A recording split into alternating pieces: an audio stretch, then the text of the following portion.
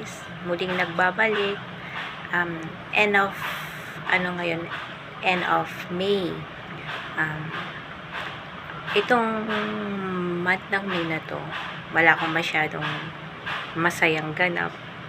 Hindi kagaya ng last month na may mga masasayang ganap. Ngayon, walang magandang ganap ngayong nangyaring buwan ng May na ito, mga guys. Kaya ipinagpipray ko na bukas, pagpasok ng June 1st, ang buong buwan ng June maging maayos, maganda din naman para sa amin. Mag-iina sa amin. Lahat dito. Bakit ko nasabi na hindi maganda ang month ng May sa amin? Because May 13, may namatay sa amin yung panganay ng kapatid ng biyenan kong lalaki. Tapos May 25, sumunod naman si mother, pangalawang kapatid ng biyenan ko na lalaki. Then, habang nangyayari yung ganap na yon, yung kay mother, yung anak ko naman na panganay, na dengue. Halos talagang sabay sila ng lola niya na nakaranas ng hindi maganda. So, yung bilas ko naman, namatayan din ng nanay, galing ng bahay, umuwi siya. Halos sabay-sabay ang nangyari dito. Sa bilas ko, namatayan. Tapos yung biyanan ko na lalaki, dalawang kapatid magkasunod namatay. Tapos kami naman dito, dalawa magkasabay din na nagkasakit, na admit. Pero buti na lang din, thanks God, kasi yung biyanan ko na senior na is one night lang siya na-admit sa clinic, sa kabilang clinic. Yung anak ko talagang napuruhan dengue at saka kasabay ng UTI. 2 nights siya dun sa clinic, hindi bumababang lagnat niya. So, hindi ko na rin kaya. Pag nakikita ko siyang hirap na hirap, talagang naiyak ako. Sabi ko nga, pagdating sa mga anak ko, weakness ko talaga sila. Sabi ko, ibigay na lang lahat sa akin ang nararamdaman na ng sakit, kahit ako na lang.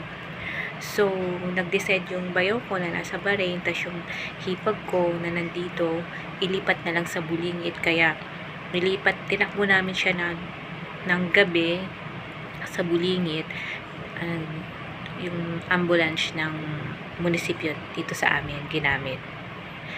Then, sa Bulingit, 2 nights siya doon. Sa awa ng Diyos na nandun kami, talagang napansin ko bumabang lagnat niya. Nag-okay siya. Hindi naman agad-agad. Nung pangalawang araw is nag-okay na siya. Hindi na siya nilalagnat. Tapos, kumakain na, magana ng kumain. Kaya, nag-decide ako, nung nakita ko na wala na siyang lagnat, tapos nakakain na siya ng maayos, nag-decide na ako na umuwi na kami. Kaso, ayaw pa kaming payagan doon.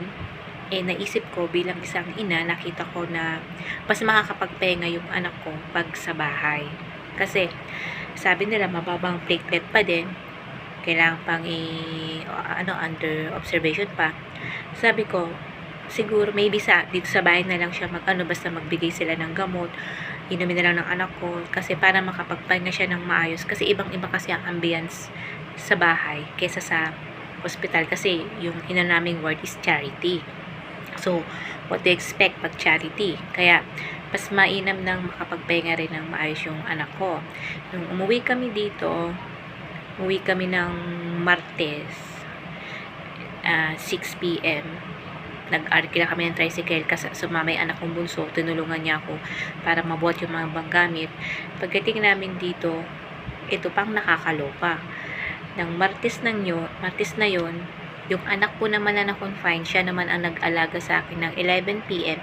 hanggang 4 a.m. Kasi ako naman ang nag-chiching nilalagnat ng gabi na yun. Siguro, sa pagod, sa puyat, saka syempre, baka may mga virus doon na nalanghap ko, ganun.